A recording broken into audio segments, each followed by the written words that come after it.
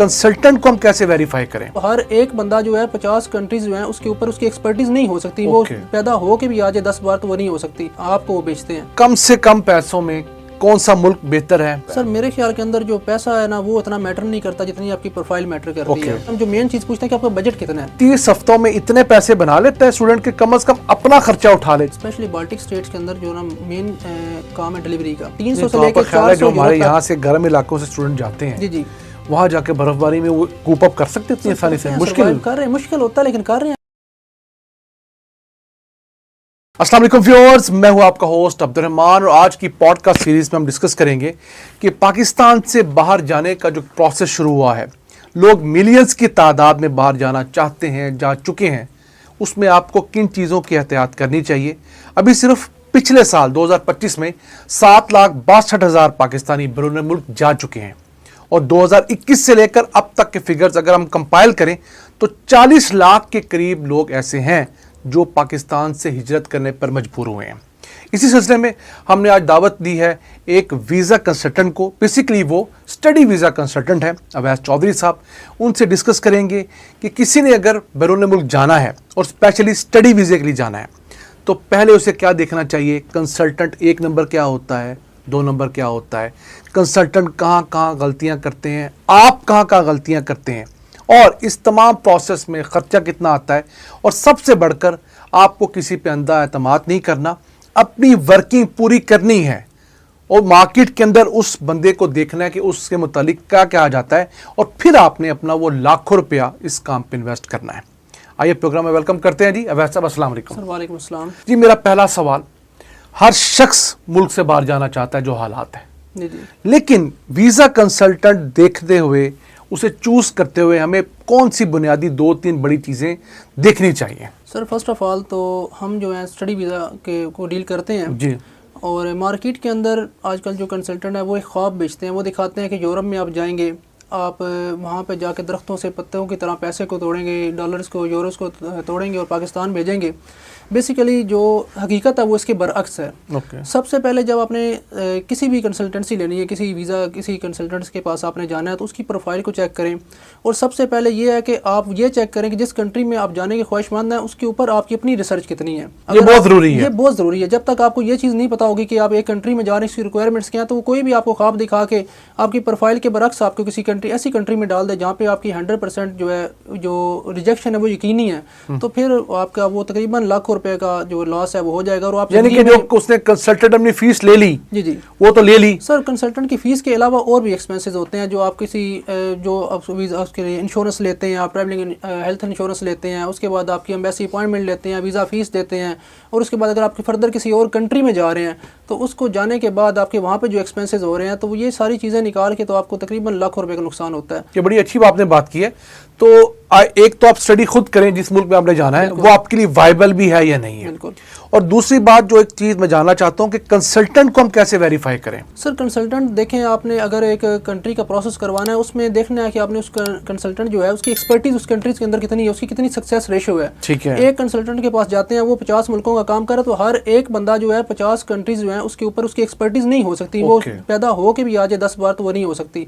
इसलिए देखना है कि उसकी लिमिटेड कितने हैं और कितने लोगों कितने कंट्रीज को वो खुद पर्सनल डील कर रहा है। हमारे यहाँ एक बड़ी जो रीत चाह रही है कि एक कंसल्टेंट एक कंट्री का काम कर रहा है, उसने के 50 सब कंसल्टेंट बना दिए हैं। उसके पास जाके वो अच्छा तुम इतनी कमीशन ले लो, तुम इतनी ले लो, उसके बाद उसके प्रोसेस करेंगे। वो जो मेन जिसके पास आप गए हैं सब कंसल्टेंट के पास, उसको उस कंट्री का नॉलेज नहीं है। उसने अगले बंदे को कहना है, उसने अगले ने अगले को कहना है, तो इस तरह करते करते वो जो एक पूरी चैन होती है वो सब खाते हैं तो आखिर में आगे जैसे वैगन वाले सवारियां बेचते हैं ना। जी बिल्कुल, मेरे ख्याल से वही इस तरह यहाँ पे बिकते हैं।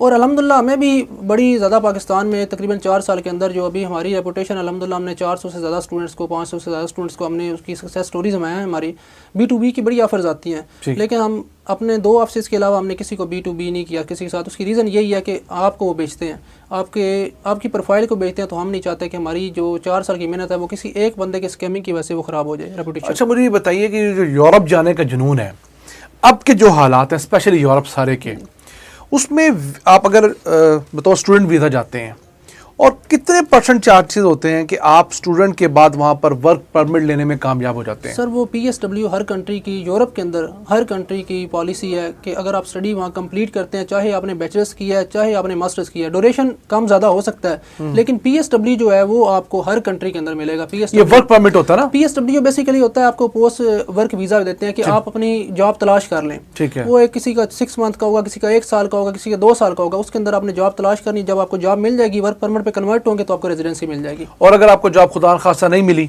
सर ऐसा होता नहीं है। एक देखिए ना, जैसे ट्रंप आजकल सीधा हुआ है यूरोप के साथ, तो जो हालात नजर आ रहे हैं वो यूरोप के भी रिसेशन के और अमेरिका के भी हैं। क्योंकि अगर यूरोप को तंग किया अमेरिका ने तो यूरोप जो है फिर अमेरिका को पाबंदियां लगा देगा।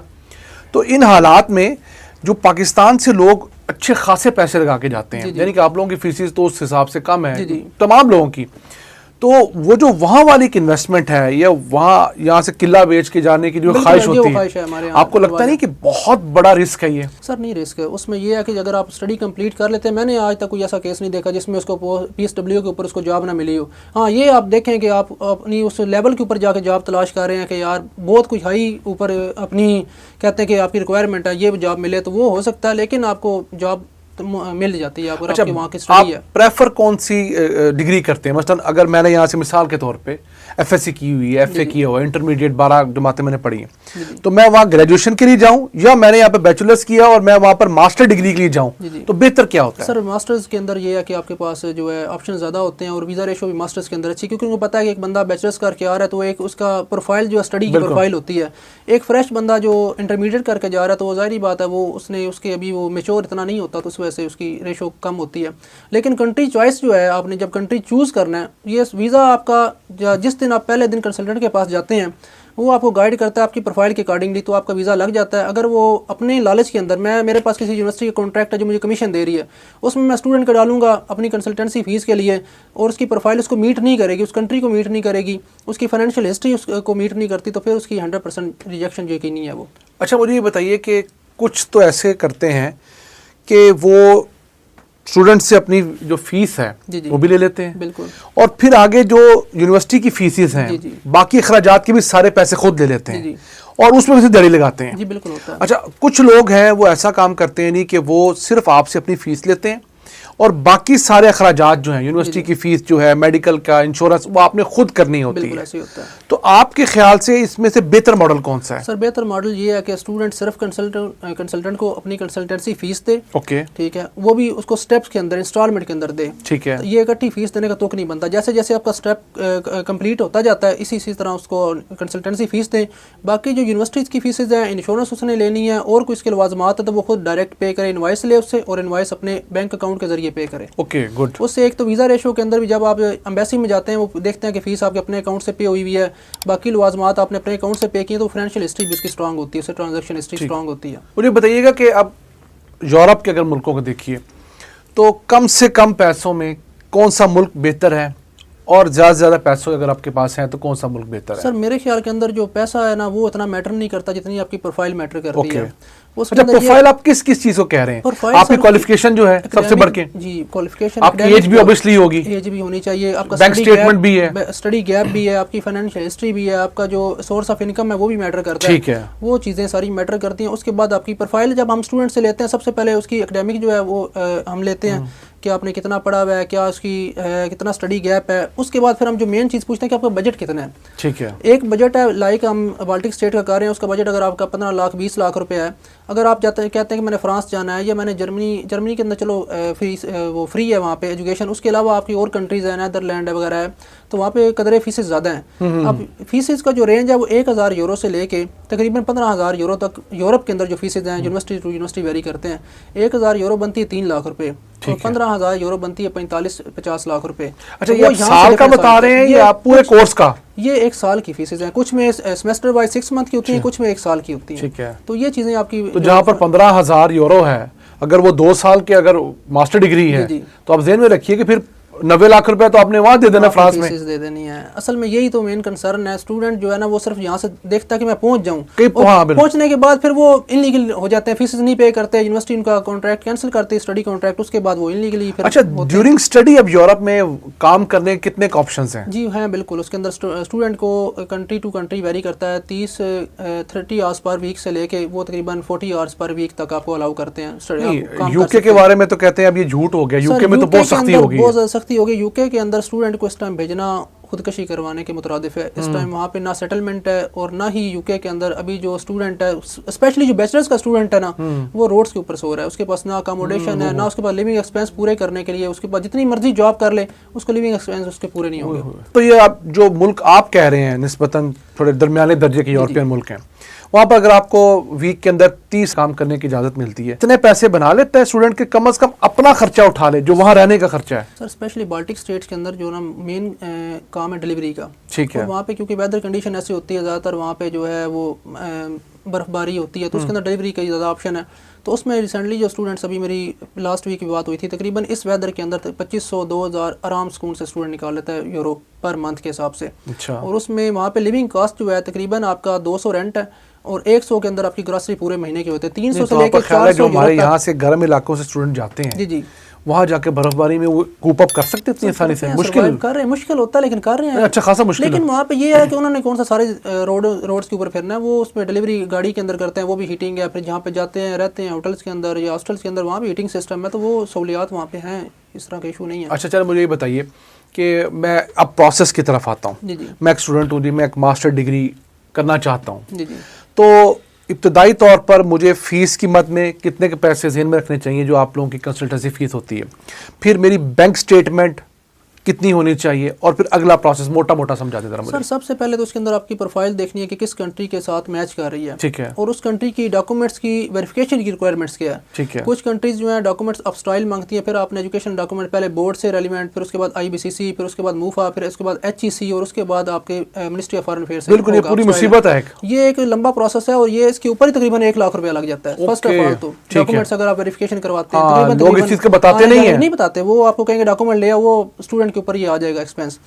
उसके बाद फिर आपकी यूनिवर्सिटीज़ की एप्लीकेशन फीसेज होती हैं, किसी यूनिवर्सिटीज़ की 100 यूरो है, किसी की 30 यूरो है, किसी की 50 यूरो है, किसी की 200 यूरो है, 300 यूरो तक भी एप्लीकेशन फीसेज हैं, ठीक है, वो स्टूडेंट ने पे करनी है। उसके बाद इंटरव्यूज होंगे, अगर वो सिलेक्ट हो गया तो ठीक है, वरना ये भी आपकी वेस्ट हो जाएगी। ये आपकी यूनिवर्सिटी सिलेक्शन भी जो है ये एक बड़ा अहम किरदार अदा करती है। उसके बाद कंसल्टेंसी फीसेज जो नॉर्मल चलती हैं वो तकरीबन 1 लाख रुपए से लेके 2 लाख 3 लाख तक भी वो चार्ज करते हैं, वेरी करता है कंट्री। और ये भी किस्तों में देनी चाहिए, ये इंस्टॉलमेंट के अंदर देनी चाहिए, जैसे जैसे स्टेप हो आपका साथ साथ उसको क्लियर करें ताकि आप समझे 25-25 हज़ार की किस्तें बना लें आप, ठीक है। उसके बाद फिर आपका जो फर्दर आ जाता है, आपकी एडमिशन ट्यूशन फीस आपने पे करनी है, वो अपने अपने बैंक से पे करनी है। वो आपको मैंने बताया कि 1000 यूरो से लेके 15000 यूरो तक कंट्री टू कंट्री वो वेरी करता है और यूनिवर्सिटी टू यूनिवर्सिटी वेरी करता है। अच्छा, बैंक स्टेटमेंट मैं पूछ रहा था आपसे। बैंक स्टेटमेंट जब आप इरादा करें ना आपके आपने बाहर जाना है, जब आपके ये ख्याल आ जाए आपके जहन में कि मैंने बाहर आप जाना है, उस टाइम आप बैंक स्टेटमेंट उसकी ट्रांजैक्शंस को मैनेज करना शुरू कर दें। अपना अकाउंट लगाना है, तब आपने अपने स्पॉन्सर का, फादर का, ब्रदर का, मदर का अकाउंट लगाना यूज़ करना है। उसके अंदर आप मैक्सिमम ट्रांजैक्शन करें, जितनी ट्रांजैक्शन हिस्ट्री होगी, लीगल हिस्ट्री होगी, अपनी आप यूटिलिटी बिल्स पे करने हैं उससे करें, आपने ग्रॉसरी करनी है उससे करें, क्रेडिट कार्ड यूज़ करें, डेबिट कार्ड यूज़ करें, वो ट्रांजैक्शन हिस्ट्री बनती जाएगी। तो उसमें मिनिमम भी कोई बैलेंस रखने की जरूरत होती है? उसमें वो कंट्री टू कंट्री है, कुछ कंट्रीज़ के अंदर आपको मैच्योर स्टेटमेंट चाहिए होती है, आपने उसको 3 मंथ होल्ड करना है या 6 मंथ होल्ड करना है। कुछ कंट्रीज़ के अंदर जो है कि आपको 1 मंथ भी होल्ड हो तो इनफ है, वो आपका चल जाता है। तो वो कंट्री टू कंट्री ये चीज़ें वेरी करती हैं। अच्छा, आपके केस में रिजेक्शन रेशो क्या है स्टूडेंट्स की? सर हम जिन कंट्रीज़ का करते हैं उनमें लिथुआनिया का आज से 6 महीने पहले तक 100% थी, अभी उसकी कम हुई भी है। कितनी हो गई है? तकरीबन अब वो 70 पे आ गई है, 80-70, लेकिन कंसल्टेंट बताते नहीं है। लातविया के अंदर इस टाइम 99% है, स्लोवेनिया के अंदर तकरीबन 99% है। 100% मैं नहीं कहता क्योंकि 1% फिर अल्लाह की ज़ात है, वो उसके इंसान के मुकद्दर भी होते हैं। तो ये जो हमारे यहाँ FIA की रिजेक्शन है उसका क्या करेंगे? सर FIA की रिजेक्शन अगर स्टूडेंट ने प्रोसेस अपना खुद किया हुआ है, किसी ऐसे कंसल्टेंट से करवाया हुआ है कि जो उसको स्टेप बाय स्टेप हर चीज़ उसकी अपनी ईमेल पे हो रही है, उसके प्रोसेस को नॉलेज है, उसको मैंने इस यूनिवर्सिटी में अप्लाई किया, फलां दिन अप्लाई किया, मेरा इंटरव्यू हुआ है। अब रिसेंटली मैंने जो है कल हमारा स्टूडेंट ने किया, FIA ने उसको तंग किया 1 घंटा, लेकिन उससे इंक्वायरी किया, उसने अपने डॉक्यूमेंट्स दिखाए, अपनी वेरिफिकेशन सारी दिखाई है कि मैंने खुद पास वीज़ा लगवाया, तो उसको किसी ने एयरपोर्ट पे नहीं रोका। जब आप जस्टिफाई कर लेंगे, आप कॉन्फिडेंस स्टूडेंट के अंदर होगा कि सारा कुछ मैंने खुद किया, तो वो नहीं रोकेंगे उसको। हाँ, ये बात आपने ठीक अधूरा नॉलेज हो तो फिर वो उसको और कहते हैं कि यार इसको किसी कोई फेक बंदा तो नहीं भेज रहा कोई। अच्छा, एक बहुत बड़ा इशू आता है कि जैसे पाकिस्तान के अंदर भी बहुत सारी छोटी छोटी यूनिवर्सिटियां, कॉलेजेस खुले हुए हैं कनाल की बिल्डिंग लेके, बिल्कुल इसी तरह यूरोप में भी है। तो उसको वेरीफाई करने का क्या तरीका है सर? स्पेशली जो ये है ना छोटे शेंजन कंट्री और बाल्टिक स्टेट्स, यहाँ पे जो जितने भी कॉलेजेस और यूनिवर्सिटीज़ हैं ये रेगुलेटेड बाय गवर्नमेंट है। ओके। यानी कोई वहाँ पे फेक इदारा बना ही नहीं सकता। जब आपकी इनविटेशन, जब आपको वीज़ा रेशो इसकी इसीलिए बेहतर है कि आपको जो इनविटेशन देती है ना वो आपकी एम्बेसी देती है। इनविटेशन एम्बेसी तभी देती है कि आपका इदारा उनकी मिनिस्ट्री ऑफ एजुकेशन से अप्रूव हो और वो उसका इंटरनेशनल स्टूडेंट्स को लेने की रिक्वायरमेंट्स पूरा कर रहा हो, तो उसके बाद फिर वो तुक नहीं बनता कि आपकी वो फेक है ये कॉलेज है जो है। तो आपके पास वैसे अपने तौर पे क्या तरीका है? आप उनकी वेबसाइट विजिट करने के अलावा क्या कर सकते हैं? सर हम इमिग्रेशन को डायरेक्ट ईमेल करके पूछते हैं कि ये आपका इदारा, उनकी एक हर इदारा, जिस तरह लिथुआनिया के अंदर SKVC है, लातविया के अंदर AIC है, वो उन्होंने अपनी लिस्ट के ऊपर दिए हुए इंस्टीट्यूट के, ये हमारे से रिकॉग्नाइज्ड है। ठीक हो गया, वहाँ से हम चेक कर लेते हैं उसको। अच्छा, तो आपने बताया था कि स्टूडेंट्स वहाँ पर एक वीक में 30 घंटे काम करने के लिए अलाउ हैं, तो क्या वो इतने पैसे बना लेते हैं जिससे वो अपना खर्चा कम से कम उठा लें? जी बिल्कुल बना लेते हैं। अगर स्टूडेंट देखें काम कर रहे हैं, वो कहते हैं जो घर बैठा लोअर भी बैठा, तो स्टूडेंट के अंदर अपनी भी एबिलिटी होनी चाहिए कि वो काम कर सकता है। अगर जो मोटिवेटेड स्टूडेंट हो तो वो करते हैं काम और अच्छी अर्निंग कर लेते हैं स्टूडेंट। जाहिर बात है स्टूडेंट घर से मंगवा के पाकिस्तान से लाखों रुपये मंगवा के तो नहीं पड़ेगा। वो कोई एलीट क्लास होंगे, कोई पाकिस्तान में कोई 2% 3% लोग जो बाहर अपने वालिदैन की पढ़ाई से कमाई से वहाँ पढ़ रहे हैं, लेकिन अनदरवाइज जितने भी स्टूडेंट्स हैं वो खुद वहाँ पे कमा के अपना पीछे पे भेज रहे हैं और अपना सर्वाइव एजुकेशनल जो है एक्सपेंस और लिविंग एक्सपेंस मैनेज कर रहे हैं। अच्छा, जिन स्टूडेंट ने यहाँ से जाना है और आते आता कुछ नहीं है उनको, जी। तो इंग्लिश लैंग्वेज के लिए क्या करना पड़ेगा या आइल्स करना पड़ेगा? जो सबसे पहला बुनियादी स्टेप उठाना है वो तो उस स्टूडेंट ने उठाना है ना, आप लोगों का काम तो बाद में आएगा, उसका क्या हल है? सर हमारे से पहला सवाल ये होता है कि ऐसी कोई यूनिवर्सिटी बताएं जहाँ पे आइल्स की रिक्वायरमेंट ना हो, ऐसा कोई कंट्री बताएं जहाँ पे आइल्स की रिक्वायरमेंट ना हो। लेकिन इसके बरक्स ये है कि जो स्टूडेंट इंटरनेशनल स्टूडेंट जा रहा है, स्टडी करने जा रहा है, अगर वो उसको इंग्लिश नहीं आएगी, वो उसको अंडरस्टैंड नहीं कर सकेगा, तो वो क्या वहाँ पे जाकर स्टडी करेगा? बहुत अच्छी बात की। तो सबसे पहले उसको इंग्लिश प्रोफिशिएंसी बेहतर करने की जरूरत है। ठीक है। मेरे पास जो स्टूडेंट आता है, हम साइन अप करने से पहले से पूछते हैं कि इंग्लिश प्रोफिशिएंसी कैसी है आपकी, को बोल लेते हो, समझ लेते हो? कोई नहीं। ठीक है। तो वो ये बात ना हो कि मैं अंग्रेजी को समझ लेता हूँ, उर्दू में समझा देता हूँ, तो ये वाला काम नहीं है। अगर इंग्लिश प्रोफिशिएंसी बेहतर करने के लिए ये है कि जैसे ही वो सोचे कि मैंने इंटरमीडिएट के बाद जाना है, तो इंटरमीडिएट के एग्जाम देने के बाद अपने इंग्लिश स्पोकन के कोर्स ले या आइल्स वगैरह PT अटेम्प्ट करे और भी इंटरनेशनल जो लैंग्वेज के कोर्सेज हैं वो अटेम्प्ट करे, तो वो ज़रूरी है प्रोफाइल बेहतर करने की। पहले ऐसे कुछ था कि यूनिवर्सिटीज़ आपको देती थी, अभी भी है, कुछ कंट्रीज़ आपको अलाउ करती हैं विदाउट इंग्लिश प्रोफिशिएंसी MOI के ऊपर, लेकिन जो है फर्दर जो जैसे जैसे दिन गुजर रहे हैं अब आइल्स बहुत कंपलसरी होता जा रहा है। नहीं तो आइल्स के कितने बैंड्स चाहिए ऑन एवरेज? सर ये हर यूनिवर्सिटी और कंट्री वेरी करता है। मिनिमम B2 लेवल आपको चाहिए होता है, 5.5 आइल्स के अंदर और 59 स्कोर PT के अंदर। इसी तरह डेलिंगो और फिर दूसरे कोर्सेज वो चाहिए होते हैं। नहीं, ये तो बुनियादी चीज़ है। देखें नहीं, मैंने अगर कहीं पढ़ने जाना है जी बिल्कुल, तो मुझे उस मुल्क की जुबान तो आनी चाहिए ना। बिल्कुल। अब मैं देखा लोग यहाँ से रशिया चले जाते हैं MBBS करने, बिल्कुल ऐसे ही है, तो उनको रशियन की अलिफ बे नहीं आ रही होती। अगर वो यहाँ से रशियन इब्तदाई तौर पर बुनियादी सतह पर सीख के जाएंगे तो बहुत सारी प्रॉब्लम्स उनकी सॉर्ट आउट हो जाएंगी। सर ऐसे ही है, आप कुछ कंट्रीज हैं जैसे जर्मन है, जर्मनी के अंदर आप जाते हैं तो वो कहते हैं कि आप जिसके पास A2 लेवल या B1 लेवल जर्मन लैंग्वेज है उसको इजी एडमिशन मिलता है, उसका वीज़ा रिफ्यूज़ नहीं होता। ठीक है। इसी तरह मैं कहता हूँ स्पेनिश, और जर्मनी में मेरे ख्याल से जो एजुकेशन फ्री है, बिल्कुल, यानी कि आपने अगर जर्मन लैंग्वेज सीख ली है तो आपके लिए बहुत अच्छे मौके वहाँ जाने के। इसी तरह स्पेनिश लैंग्वेज अगर आप पाकिस्तान में सीख लेते हैं ना, तो यकीन करें आपकी स्टडी एक्सपेंस आप 10 से 12 लाख रुपए में स्पेन के अंदर लीगली मूव हो सकते हैं, आपका वीज़ा रिफ्यूज़ नहीं होगा। अगर स्पेनिश लैंग्वेज आपको कम से कम जो है B1 लेवल तक भी आ जाती है। तो ये चीज़ें बड़ी मैटर करती हैं, जिस कंट्री में आपने जाना वहाँ की लैंग्वेज, और बाकी इंटरनेशनल अगर इंग्लिश स्टार्ट प्रोग्राम है तो फिर उसके लिए आइल्स और PT आपके लिए बहुत ज़रूरी है। ठीक है। तो वैसे कौन से मकबूल ममालिक आजकल जो है पाकिस्तानी स्टूडेंट्स में?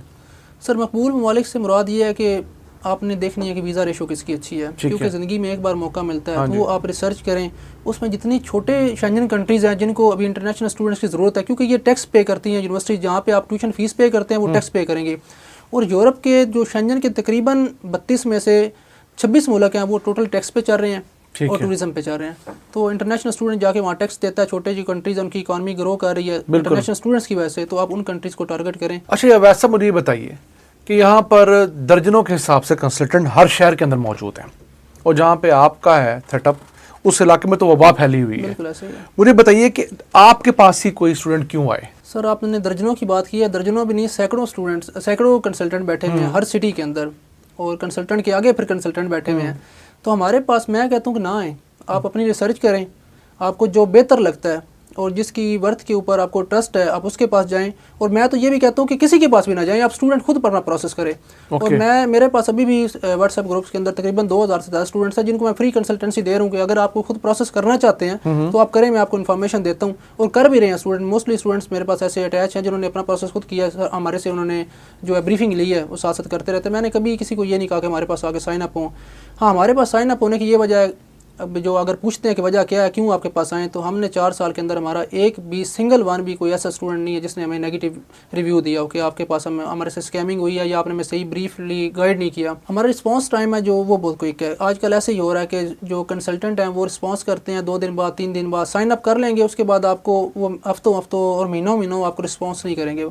तो इस वजह से जो है हमारा ये है कि हम फौरी तौर पर रिस्पांस करते हैं स्टूडेंट। वैसे 1 साल का टाइम लग जाता है यहाँ से अगर आपने स्टूडेंट वीज़े पे जाना है तो? सर तकरीबन अगर आपको हकीकत पूछें तो ये है कि तकरीबन 4 महीने से लेके 1 साल तक भी अरसा लग सकता है। वो डिपेंड करता है कौन सी कंट्री आपने चूज़ की। यहाँ से फ्लाइट लेने तक हमारे लोग समझते हैं ना कि मैं आप कंसल्टेंट के पास चला गया हूँ तो अब कोई महीने बाद ही मैंने चले जाना, सबको मुलाकातें कर लो, मुलाकातें कर ले। उसमें वो ख्वाब भी ऐसे दिखाए जाते हैं ना कि आपको बस ये आपने पेपर में दे दिए तो बस आपका अगले महीने वीज़ा आ जाएगा। उसमें कुछ ऐसे कंट्रीज हैं जैसे तुर्की हो गया, उनका 2-3 महीने में प्रोसेस हो जाता है। छोटे शेंजन कंट्री, साइप्रस हो गया, साउथ साइप्रस हो गया, उसके अंदर भी आपका तकरीबन 3 माह के अंदर प्रोसेस हो जाता है। लेकिन जो शेंजन कंट्रीज हैं जिनकी TRP मिलती है, स्पेशली आपको टेम्परेरी रेजिडेंस परमिट मिलता है, तो उन कंट्रीज के अंदर प्रोसेस पे टाइम लगता है, 6 से 8 महीने तक लग सकता है। बहुत शुक्रिया वैस साहब, आपने हमें बहुत सारी चीज़ों के बारे में बताया। तो नाज़रीन, ये था हमारा आज का एपिसोड। हम तमाम नाज़रीन से हमेशा कहते होते हैं कि आपने कहीं इन्वेस्ट करना है, कहीं जाना है, ज़ाती तौर पर रिसर्च करें, हम पे ना रहें, हमारे गेस्ट पे ना रहें। हमारे इन पॉडकास्ट का मतलब आप लोगों को आगाही देना होता है, आपको बताना होता है। जैसे कितनी अच्छी बात की है वैसे साहब ने कि आप खुद सीखें। यूनिवर्सिटीज़ की वेबसाइट हैं, अब बहुत सारे ममालिक जो हैं उनके वीज़ाज़ के पोर्टफोलियोज़ बने हुए हैं। अगर इनसे कोई हेल्प लेना चाहते हैं, आप इनसे सीखें और उसके बाद आप फैसला करें कि आपने किसके साथ जाना है। मुंह उठा के आप लोग अपनी मर्जी से किसी के पास इन्वेस्ट कर देते हैं और बाद में आप रोते रहते हैं कि मैंने इतने लाख रुपया लगा लिया और अब मेरे पैसे ज़ाया हो गए, अब हम क्या करें। आप जब खुद वर्किंग करके जाएंगे, महीना 1.5 महीना लगाएंगे, फिर आपको पता लगेगा। आगे आपने एक बंदे के ऊपर 1 करोड़ रुपए का ट्रस्ट करना है, यानी कि आप यहाँ से गए, जो खर्चा आपने यहाँ पर किया, आपने कोई अपना रकबा बेचा, कोई मकान बेचा, कोई सोना बेचा, कोई चीज़ और की, उसके बाद आप गए, वहाँ के आपके एक्सपेंसेस हैं, अपनी फैमिली से जो आप दूर रहे, कई साल आप पाकिस्तान नहीं आ सकते। इन तमाम चीज़ों के लिए ज़रूरी है कि आज आप 1-2 महीने अपने कीमती 3 वक्त से निकालें, अपने दोस्तों को साइडलाइन कीजिए, क्योंकि बाद में भी आपने दोस्तों से जान छुड़वानी है। उसके बाद आप जिस मर्जी के पास जाएं और उसके बाद भी एक डाउट ज़हन में रखें कि ये ना हो कि यार जिस बंदे के पास मैं जा रहा हूँ कि वो बिल्कुल उसके ऊपर आपने अंधा एतमाद भी नहीं करना, नपा-तोला एतमाद करें, उनसे सीखें और फिर ये फैसला करें, क्योंकि आपके वालिदैन की ये कई दिहाइयों की कमाई होती है जिसे आप चंद महीने में उड़ाने जा रहे होते हैं। Wish you best of luck. अपने मेज़बान अब्दुल रहमान को इजाज़त दीजिए। अल्लाह के बाद।